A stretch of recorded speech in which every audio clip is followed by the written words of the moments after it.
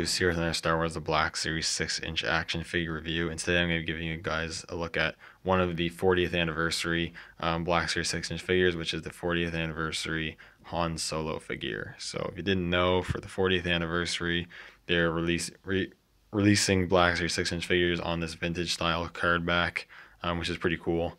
They're re-releasing a bunch of figures and producing some new ones.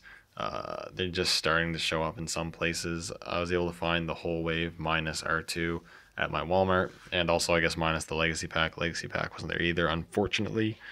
But yeah, this is a repack of Han Solo, which was first released in 2013. I believe it was part of Wave 2, and then it was repacked in a 2-pack with Greedo in a Toys R Us exclusive pack, and then we get it again here. And I missed out on the first release. I had so many opportunities to pick it up, and then I just didn't, unfortunately.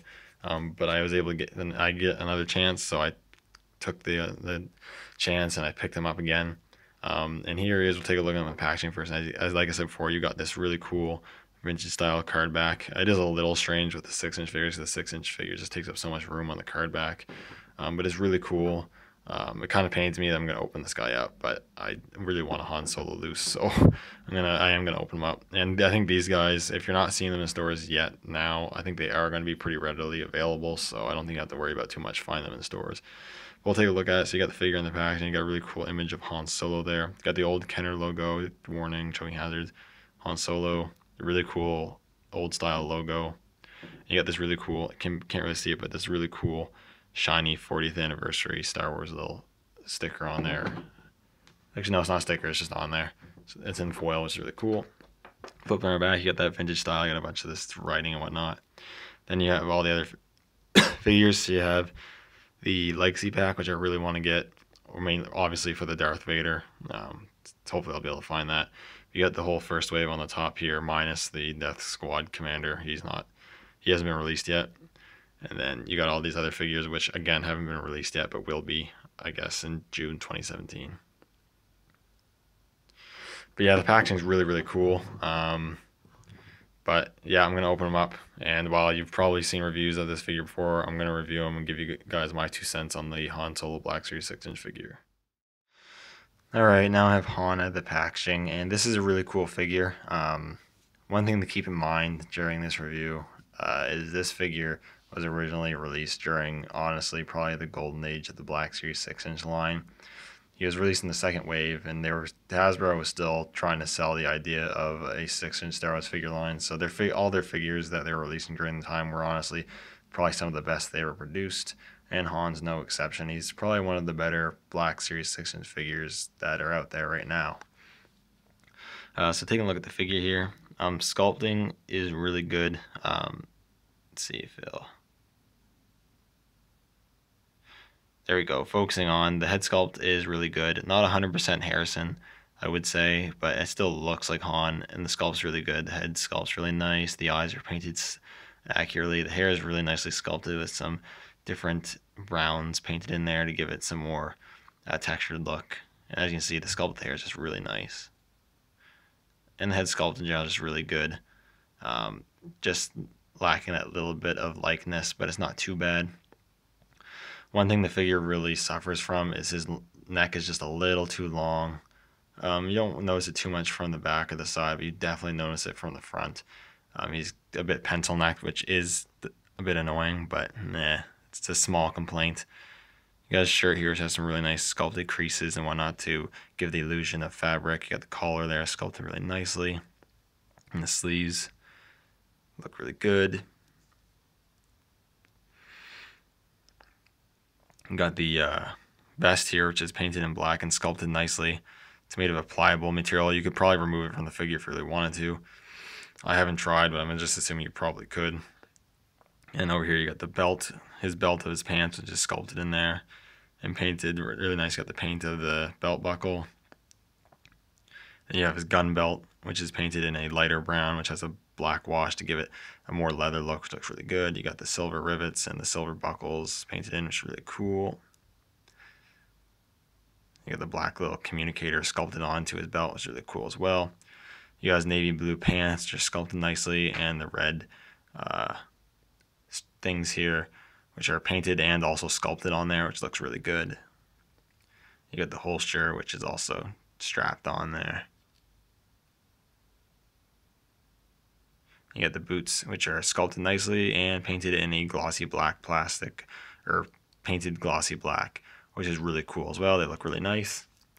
And overall, aside from like the pencil neckedness of the figure, it's a really nice looking Han Solo figure. I don't have too many complaints there. It's pretty cool. And he just fell over and he's pissing me off.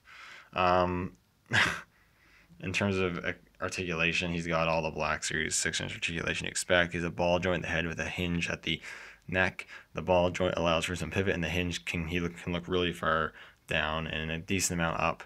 He has ball hinges at the shoulders which move above 90 degrees. Ball hinges at the elbows. Did I say knees? I meant shoulders. Ball hinges at the elbows, which go to about 90 degrees. Hinges at the wrists. A ball joint at the torso, which rotates and crunches. Ball hinges at the hips, swivel cuts at the thighs, double hinges at the knees, hinges at the ankles with rockers. So he has some really good articulation. You get some really good poses out of this figure. Now, in terms of accessories, this is where this figure really shines. He comes with a lot of accessories.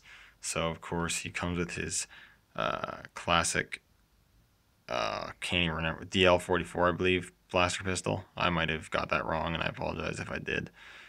But yeah, I don't know if it wants to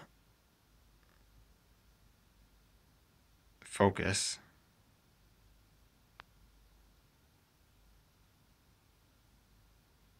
There we go. So it's sculpted really nicely and has some nice paint apps. They got the muzzle is painted silver. You have the handle painted brown, and then the main gun painted black with a silver dry brush over it, which looks really, really good. He holds the gun well. It can also be holstered into his holster here, which has a little strap which you can unplug, put the gun in, and all this and that. I'm not going to show that because I only have one hand available, but you get the idea.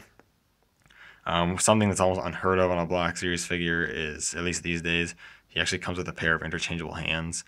He has his gloved hands, which is really cool. They're sculpted nicely.